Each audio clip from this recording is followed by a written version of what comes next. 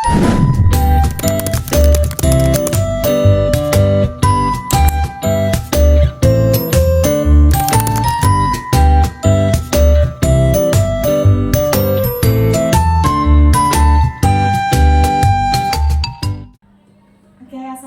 warahmatullahi wabarakatuh. Perkenalkan, saya Kurniawati, CGP Angkatan 10 dari SDN Kayu Putih 09. Hari ini saya tidak sendiri, saya bersama dengan rekan sejawat saya, Ibu Anggit Anissa dari SDN Kayu Putih 09 yang mengajar di kelas 1. Oke Bu Anggit, selamat pagi Bu Anggit, gimana kabarnya hari ini? Alhamdulillah sehat hari ini. Alhamdulillah kelihatan sekali nih dari cerahnya Bu Anggit nih untuk pagi hari ini. Oke Bu Anggit, hari ini kita akan melaksanakan coaching ya untuk Sobat Visi Academy. Dan sebelumnya kita akan melaksanakan pra-observasi ya Bu Anggit ya. Nah sebelumnya saya akan mengamati jalannya proses pembelajaran yang akan Bu Anggit lakukan nantinya. Oke, Bu Anggit, adapun tujuan yang dilaksanakannya supervisi akademik ini yaitu untuk mengetahui dan juga mengevaluasi ya jalannya proses pembelajaran yang akan Bu Anggit lakukan. Dan kenapa kita melakukan percakapan pra-observasi ini, yaitu sebagai persiapan awal sebelum nanti Ibu Anggit melakukan kegiatan pembelajaran agar lebih siap lagi dan pastinya lebih percaya diri ya. Walaupun kalau saya melihat setiap Bu Anggit ngajar udah selalu percaya diri nih menghadapi anak-anak kelas 1, sehingga bisa memberikan pembelajaran yang terbaik ya bagi murid. Gitu ya Bu Anggit ya. Oke Bu Anggit, ada beberapa pertanyaan yang akan saya sampaikan kepada Bu Anggit. Yang pertama berkaitan dengan tujuan. Kira-kira tujuan pembelajaran yang ingin Bu Anggit capai ini berdasarkan rancangan pembelajaran yang sudah Bu Anggit siapkan itu seperti apa? Terkait dengan materi yang saya sampaikan, karakteristik siswa di kelas 1 di mata pelajaran pendidikan Pancasila itu tujuan pembelajarannya pasti pertama untuk mengetahui ciri khas masing-masing manusia gitu, karena kan apalagi kelas 1 gitu ya, kelas awal dimana dia juga baru belajar tentang sosialisasi gitu dengan teman-teman barunya, apalagi transisi dari TK ke SD yang mungkin temannya akan lebih banyak. Nah jadi pembelajarannya kan tujuannya untuk agar si siswa bisa lebih paham bahwa setiap manusia itu punya ciri khas dan karakteristik tersebut. Wah benar sekali, karena memang pendidikan karakter ya, dan memang karakter anak tuh sangat-sangat berbeda-beda ya. Tipikal anak apalagi yang dari TK yang notabene-nya ada yang masih manja, mungkin ada yang sudah mandiri juga ya pastinya ya, tergantung dari lingkungan keluarga itu sendiri ya.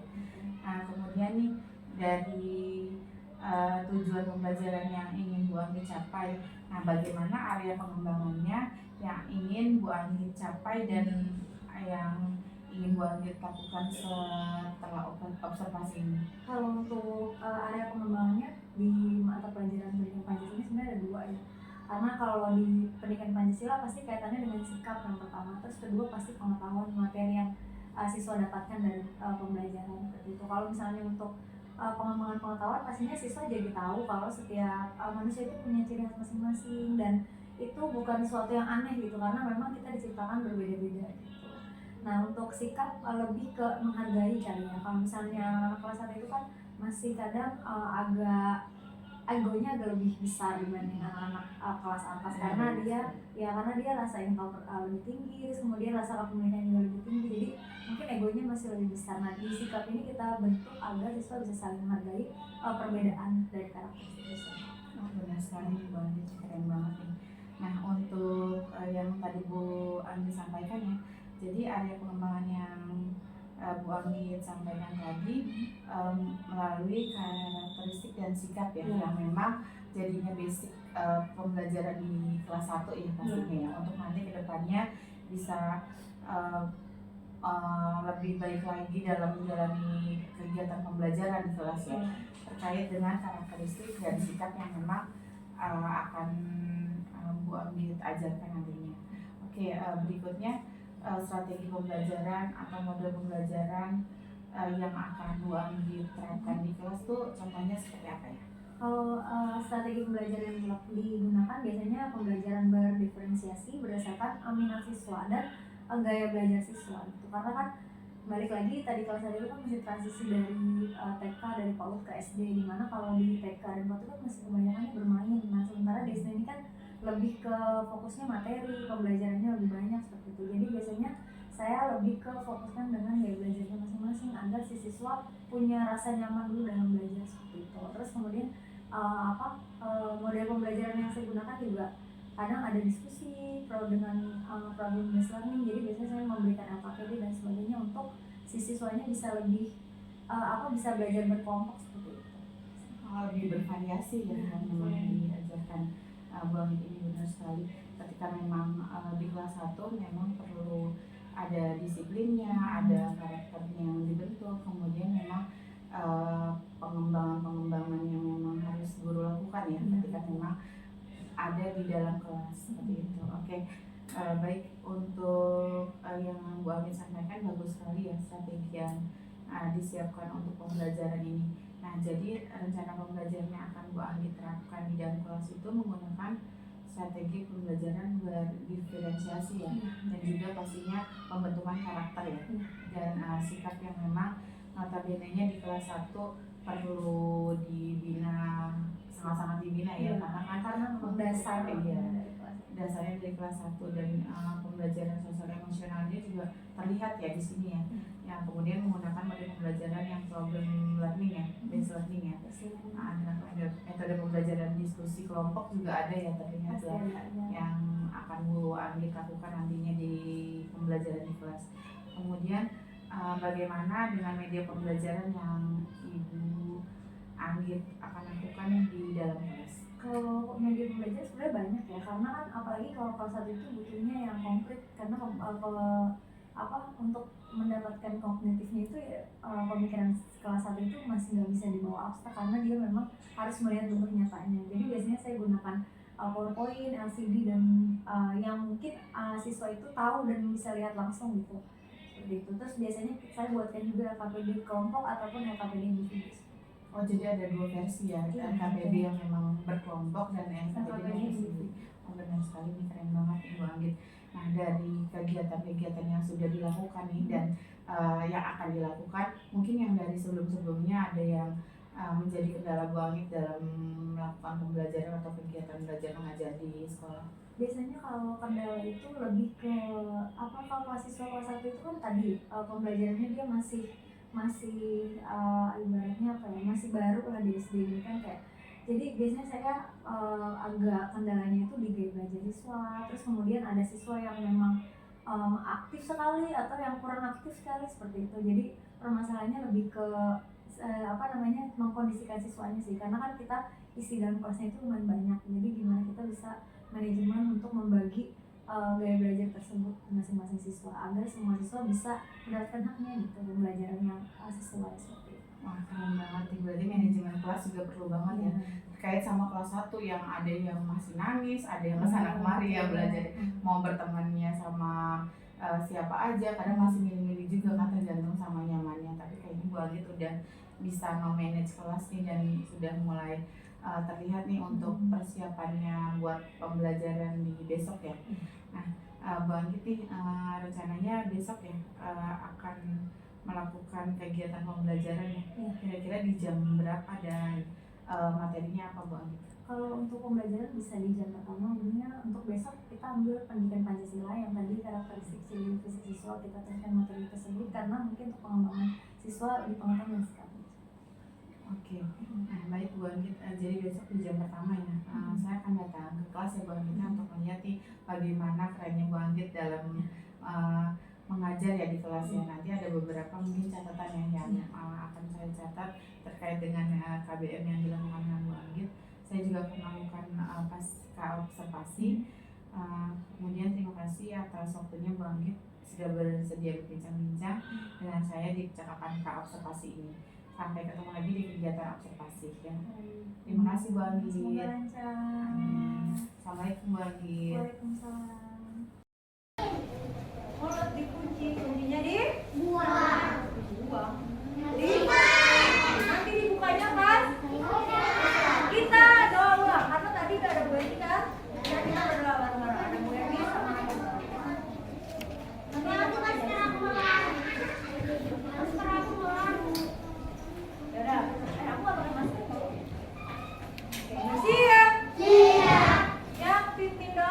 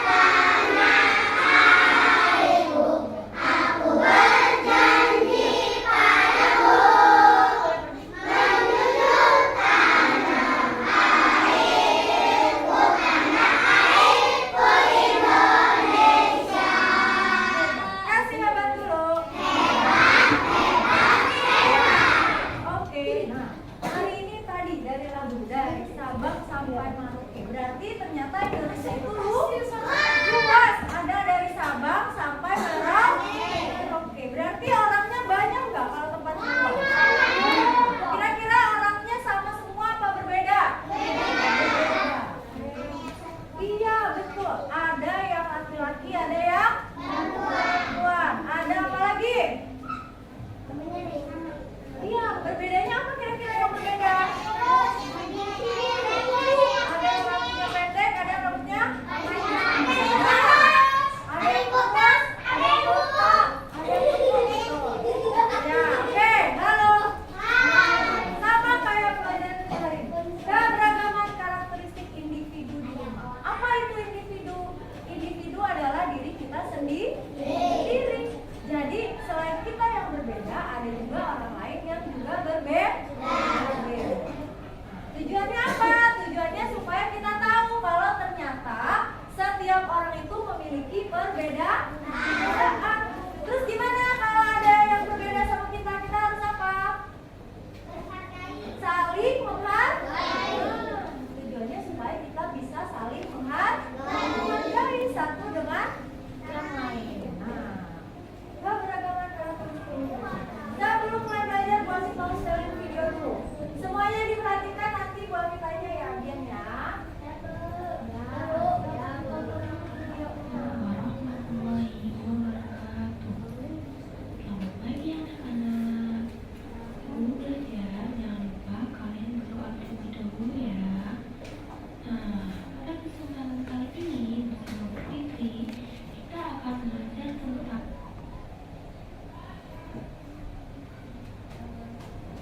Ibu Mulia. Karakteristik individu adalah Nah, karakteristik individu adalah ciri-ciri khusus yang ada pada setiap manusia. Sama kayak kalian, ada yang kulitnya hitam, ada yang kulitnya putih, ada yang coklat, ada yang kuning, ada mungkin pernah lihat orang yang kulitnya suka ada hitam-hitamnya. Nah, itu adalah ciri khusus yang ada pada setiap manusia. Jadi bukan karena dia bilang dia temennya ada yang beda, wah dia aneh, berbeda. Dia bukan aneh, tapi itu adalah ciri khusus yang dimiliki setiap manusia. Mungkin ada yang kulitnya hitam, ada yang rambutnya panjang keriting, ada yang rambutnya panjang lurus. Nah, itu maksudnya karakteristik individu karena itu adalah ciri-ciri khusus yang ada pada setiap manusia. Oke, lanjutin. Nah, sama nih kayak gambar yang ada di atasnya. Berbeda kan? Sama nggak? Yang sama nggak?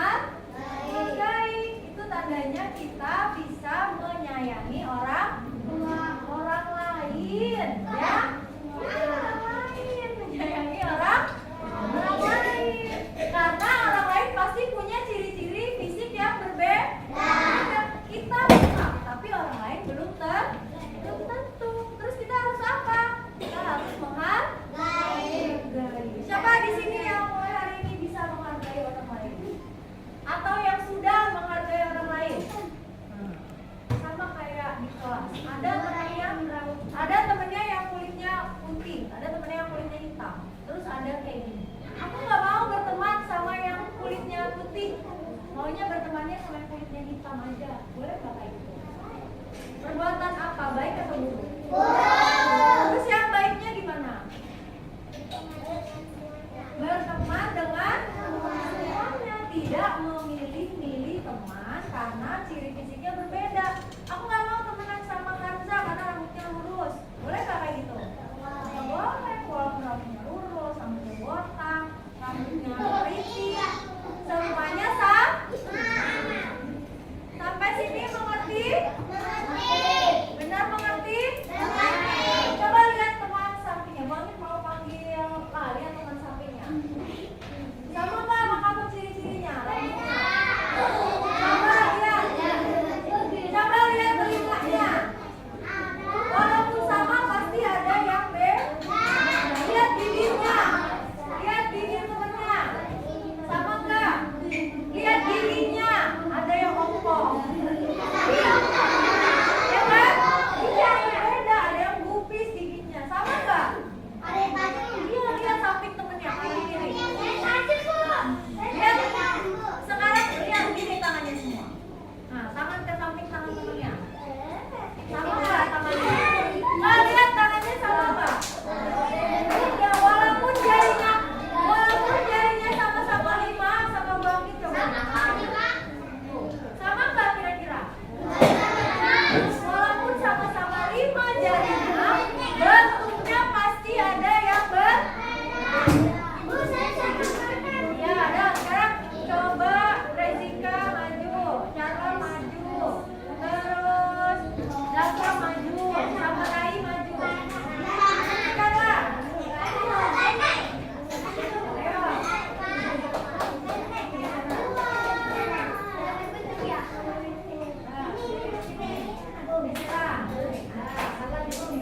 Lihat temannya yang di depan. Halo. Hai. Lihat temannya di depan. Apa perbedaannya Carla sama Rezika? Rambut. Betul. Apa? Muka. Apa perbedaannya Dava sama Rai? Rambutnya. Terus apa lagi? Apa lagi yang beda? Terus bentuk badannya apa lagi?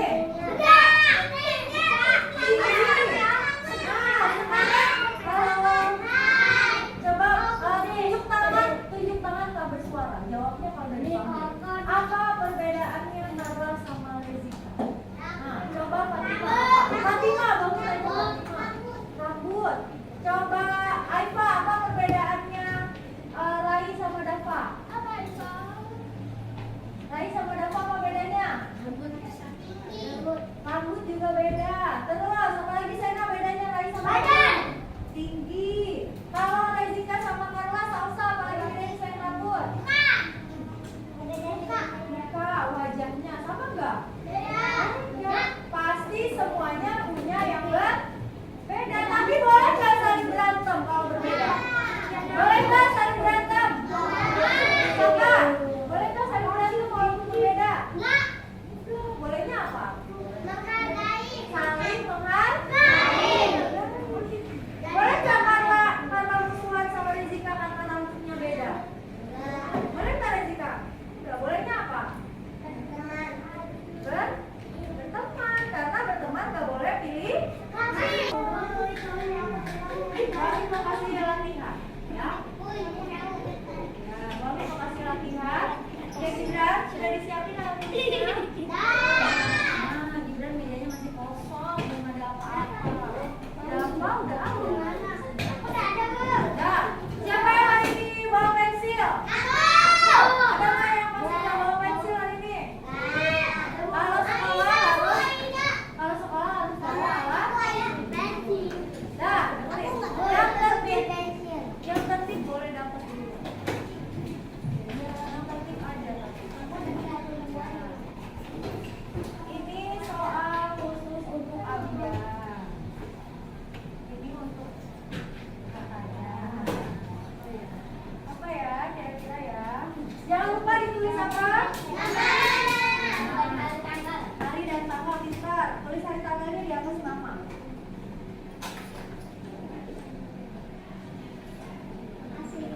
Sama-sama.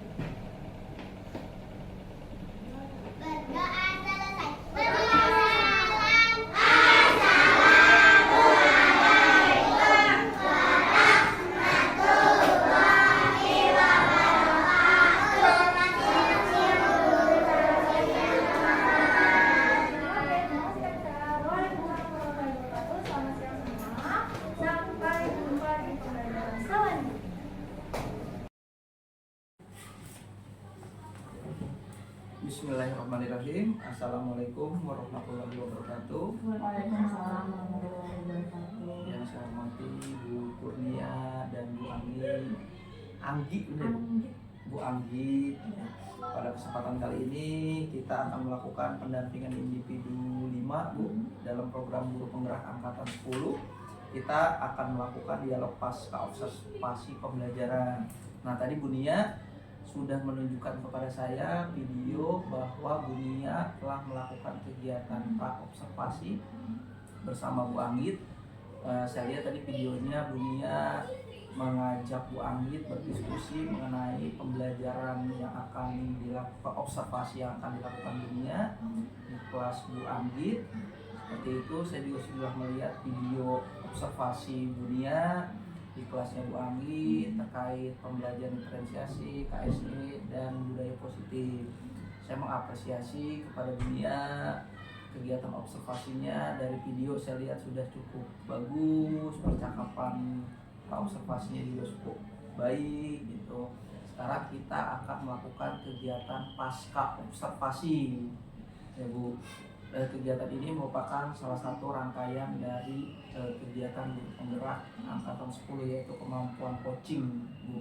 Pada kesempatan kali ini Bu Nia sebagai supervisor dan Ibu sebagai guru yang diobservasi. Selanjutnya, percakapan selanjutnya saya serahkan ke Bu Nia. Silakan Bu. Terima kasih Pak Tri.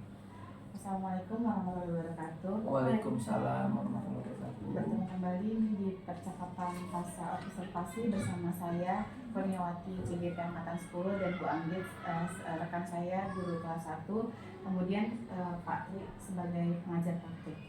Oke, kita mulai ya Bu Anggit ya.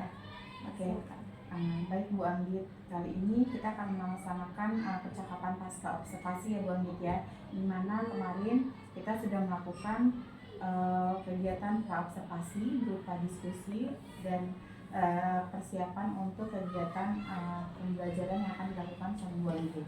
Kemudian saya juga sudah melakukan observasi di kelas Bu Anggit selama 2 jam ya di kelas Bu Anggit ya untuk kegiatan pembelajaran. Nah, sekarang bagaimana nih perasaan Bu Anggit setelah melaksanakan kegiatan pembelajaran di kelas? Saya mau jawab, saya izin menjawab. Perasaan saya pastinya senang ya Pak, karena kan kita kan mengajar, mungkin ilmunya kita sudah dapat, tapi ketika ada orang yang masuk dan mau melihat kita mengajar kan pastinya senang gitu, mensupervisi tersebut gitu. Nah, pasti perasaannya senang sih ada guru lain yang mau mengamati bagaimana cara kita mengajar. Oke Bu Anggit. Alhamdulillah ya, saya pun melihatnya pembelajaran yang Bu Anggit laksanakan berjalan lancar ya, walaupun ada saya di dalamnya nih, walaupun agak kelihatan nervous ya, tapi secara keseluruhan Bu Anggit sudah sangat bagus di dalam kelas dalam melakukan pembelajaran. Nah, di sini bagaimana Bu Anggit menilai sendiri nih performa dan dalam kegiatan pembelajaran yang Bu Anggit lakukan kemarin? Kalau untuk performa saya dalam mengajar mungkin masih banyak masih banyak yang harus diperbaiki, terutama kalau kita ngajar kelas 1 itu kan mereka baru belajar pembelajaran dari TK SD, dari yang mungkin hanya bermain dan harus belajar fokus belajar di kelas seperti itu. Jadi mungkin kalau dari saya menurut saya mungkin masih ada banyak harus mempelajari terkait mengkondisikan siswa, menyesuaikan siswa sesuai dengan gaya belajar dan sebagainya, memprovokasi siswa seperti itu sih. Lebih fokus ke sana. Iya, benar sekali banget. Nah, apa yang membuat Bu Anggit menilai dan nih yang tadi Bu Anggit sampaikan, performa yang Bu Anggit sampaikan kemarin, apa yang Bu Anggit rasakan gitu, untuk kegiatan kemarin? Kalau misalnya dari saya mungkin menilai performa saya lebih ke menilai berdasarkan pembelajarannya itu saya harus lebih mengetahui cara. Ternyata ketika kemarin Bu Nia berkunjung itu banyak saran dan masukan juga ya Pak yang diberikan gitu. Jadi kalau saya melihatnya ternyata saya masih banyak belajar dalam pembelajaran, dalam kegiatan belajar mengajar di kelas seperti itu. Oke, baik, boleh saya menyampaikan hasil pengamatan yang saya lakukan kemarin Bu Anggit? Silakan. Oke, baik Bu Anggit, menurut pengamatan saya yang sudah saya catat kemarin ya, dan sudah saya sampaikan ya beberapa poin-poinnya, pembelajaran yang dilakukan sama Bu Anggit di dalam kelas sudah sesuai ya dengan yang diharapkan, di mana tujuan pembelajarannya sudah terlihat. Kemudian yang Ibu Anggit sampaikan saat kegiatan praobservasi juga sudah tampak ya kegiatan yang akan dilakukan sama Bu Anggit, dan ada pengembangan yang Bu Anggit akan kembangkan itu ini ya, pengembangan karakteristik siswa ya, dan itu sudah terlihat ketika begitu masuk nih anak-anak kelas 1 ditanyakan emosinya nih pagi hari ini, apa nih perasaannya dengan papan emosi ya, sama papan emoji ya yang Bu Anggit terapkan di kelas gitu. Jadi Bu Anggit bisa melihat perasaan anak dari awal pembelajaran tuh, apakah dia senang, apakah sedih gitu ya. Itu sangat bagus banget dan sudah nampak di kegiatan pembelajaran. Kemudian dengan strategi yang Bu Anggit sampaikan ya, sudah terlihat ya Bu Anggit sudah terlihat pembelajaran berdiferensiasinya ada, kemudian strateginya problem based learning ya yang Bu Anggit sampaikan ya. Kemudian ada diskusinya, walaupun mengajar kelas 1 nih Bu Anggit sudah bisa membentuk anak untuk berdiskusi nih, walaupun ya namanya anak kelas 1 ya, sangat terlihat yang masih ada manjanya, milih-milihnya juga, tetapi Bu Anggit sudah bisa mengkondisikan murid-murid di kelas 1. Kemudian sudah muncul semua hal yang diharapkan ya, dan saya juga melihat Bu Anggit sudah menerapkan budaya positif di dalam pembelajaran yang Bu Anggit lakukan kemarin. Nah sekarang apakah Bu Anggit sependapat nih dengan pemahaman yang saya amati kemarin di observasi itu? Kalau menurut saya mungkin saya sudah sepaham dengan dunia yang tadi Dunia sampaikan. Dimana saya terbiasa mencoba anak itu untuk menjelaskan bagaimana dia saat di sekolah dan setelah selesai pembelajaran untuk pulang ke rumah. Biasanya saya yang tadi itu saya punya namanya papan perasaan. Jadi anak itu bisa menentukan hari ini belajarnya senang nggak, atau sedih ternyata nggak bisa, atau marah mungkin karena dia tidak bisa, seperti itu.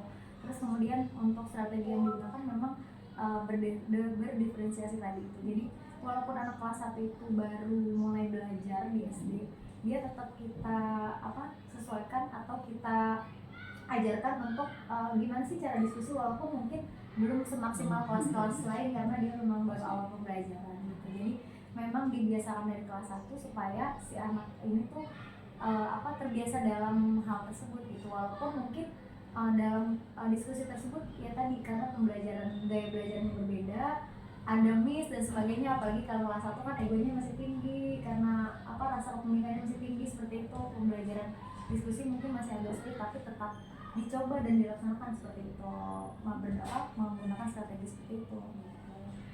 Biasanya saya juga menggunakan pembelajaran berkelompok dan individu. Jadi penilaiannya tetap ada penilaian individu, tapi pembelajarannya dilakukan secara berkelompok diskusi.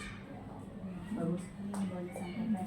Nah Bu Anggit nih selanjutnya nih, kira-kira apa kendala yang Bu Anggit rasakan dan yang Bu Anggit hadapi dalam kegiatan pembelajaran kemarin? Kalau kendala pastinya banyak, apalagi di kelas 1. Pertama mungkin banyak anak yang ada yang aktif sekali, ada yang sama sekali nggak aktif gitu, atau masih kurang lah ya, bukan tidak aktif, mungkin masih kurang atau belum muncul keaktifannya seperti itu. Jadi biasanya kendalanya di situ, sama pengelompokan gak belajar. Biasanya ada anak yang kita harus coba lebih dalam memahami seperti bisa sebenarnya itu. Jadi kendalanya biasanya itu menentukan atau mengelompokkan misalnya karakter siswa. Nah dari kendala yang Bu Anggit sampaikan tadi, apa kira-kira rencana tindakan untuk selanjutnya yang Bu Anggit akan lakukan? Biasanya kalau rencana yang saya mau lakukan sih, saya mau coba lebih memahami siswa di dalam lagi pastinya di kelas 1 ini, supaya bisa dikelompokkan dari gaya belajar, kemudian kemampuan. Jadi nggak terkumpul dalam satu kelompok atau beberapa kelompok tertentu, tapi mencoba menyesuaikan supaya pembelajaran di kelas bisa berjalan dengan lancar sih. Jadi rencananya paling mencoba memahami siswa dan mencoba belajar untuk lebih manajemen mengkondisikan siswa kali ya kalau di kelas 1 seperti itu. Nah, bagus sekali nih rencana yang Bu Anggit sampaikan ya, yaitu mungkin lebih ke manajemen kelas ya, dan pengelompokan yang memang berdasarkan gaya belajar ya. Itu sesuai banget sama pembelajaran berdiferensiasi ya, sudah tampak sekali yang Bu Anggit lakukan. Kemudian sosial emosionalnya juga udah tampak ya pembelajaran, dengan dari datang anak udah dikasih papan perasaan, kemudian pas pulang juga papan perasaannya ditanyakan lagi ya, digunakan kembali. Mungkin di rumah juga mungkin orang tua bakalan bertanya ya tentang kegiatan-kegiatan yang dilakukan sama Bu Anggit. Nah terus lantas nih kira-kira siapa yang bisa Bu Anggit minta bantuin nih untuk mewujudkan rencana yang akan Bu Anggit lakukan, dan kira-kira kapan akan dilaksanakan? Kalau kapan pasti secepatnya, karena kan itu berkaitan dengan kegiatan belajar mengajar yang setiap hari kita lakukan seperti itu, pasti secepatnya mau dilakukan untuk rencana tersebut. Nah untuk bantuannya yang pertama pasti partner sesama kelas 1, walaupun di luar dari partner teman-teman rekan sejawat juga, karena kan kita butuh sharing, mungkin yang saya nggak tahu teman-teman di kelas lain juga tahu, atau mungkin bisa minta masukan dari kelas-kelas seperti itu. Benar sekali ya, Bu Anggit, luar biasa sekali nih Bu Anggit rencananya. Semoga bisa terlaksana ya dengan segera dan bisa berjalan dengan baik. Saya menunggu kabar selanjutnya nih dari Bu Anggit. Hasil observasi kita kali ini saya catat ya Bu Anggit ya, dalam form supervisi akademik yang saya akan lakukan. Kemudian nanti Bu Anggit minta tolong ditandatangani ya supervisi itu. Oke, sebagai penutup Bu Anggit, kira-kira apa yang Ibu Anggit dapatkan nih dari proses yang kita lakukan dari pra-observasi, observasi, dan sekarang pasca observasi? Yang saya dapatkan pastinya banyak pembelajaran baru dan masukan dari dunia, apalagi yaitu tadi kita kan mungkin mengajar di kelas berbeda, terus kemudian pasti ada juga yang mungkin saya masih kurang paham dan dunia lebih memahami gitu. Jadi yang saya dapatkan pastinya banyak saran dan masukan yang dari dunia terkait pembelajaran saya. Kemudian yang mungkin ketika sedang berjalan proses ini akhirnya saya sadari, oh ternyata kekurangan saya ada di bagian ini dan itu seperti itu, dan itu mungkin bisa jadi masukan untuk saya untuk melengkapi ke depan pembelajaran. Benar sekali, kita sebagai guru harus terus belajar ya, terus belajar mengembangkan ide-ide pembelajaran dan lain-lainnya Bu Anggit. Baik, terima kasih Bu Anggit. Selanjutnya saya persilakan Bu Anggit untuk menyampaikan umpan balik nih ataupun tanggapan dari jalannya kegiatan proses observasi ini. Kalau untuk membalik mungkin untuk dunia ya berarti ya. Kalau untuk dunia sebenarnya sudah bagus sih Pak. Jadi kayaknya umpan balik sih juga, kalau misalnya untuk umpan balik mungkin lebih banyak berdiskusi kali ya dunia, karena kan kalau misalnya di kegiatan pembelajaran ini kita nggak bisa terfokus ke kemauan kita aja, tapi kita lihat bagaimana kebutuhan kelas, kemudian bagaimana kebutuhan lingkungan seperti itu. Jadi mungkin umpan baliknya lebih ke atas. Oke, terima kasih banyak Bu Anggit ya. Bu Anggit sudah sangat-sangat sesuai nih sebagai seorang guru kelas 1 yang pastinya dari pembelajaran berdifferensiasi sudah ada, kemudian PSK-nya ada, kemudian Bu Anggit sudah bisa menerapkan dan membuat anak nyaman di kelas ya, dengan kelas 1 yang notabene kita bisa melihat masih bergantung sama orang tua, tapi Bu Anggit sudah bisa mengajak anak-anak kelas 1 bisa nyaman diajarin sama Bu Anggit. Itu yang hal terpenting ya, karena basicnya ada di kelas 1, anak nyaman di sekolah. Iya betul sekali. Baik Bu Anggit, alhamdulillah akhirnya rangkaian kegiatan supervisi akademik sudah selesai ya Bu Anggit ya, dimulai dari kegiatan pra-observasi, observasi pembelajaran di kelas, dan yang terakhir adalah kegiatan pasca observasi ini. Saya ucapkan terima kasih kepada Bu Anggit yang sudah bersedia melakukan kegiatan supervisi akademik, dan juga kepada Pak Tri Purwanto sebagai pengajar praktik saya yang sangat-sangat membantu saya dalam mengajarkan dan membimbing saya dalam kegiatan guru penggerak ini. Terima kasih banyak Bu Anggit dan Pak Tri. Wassalamualaikum warahmatullahi wabarakatuh.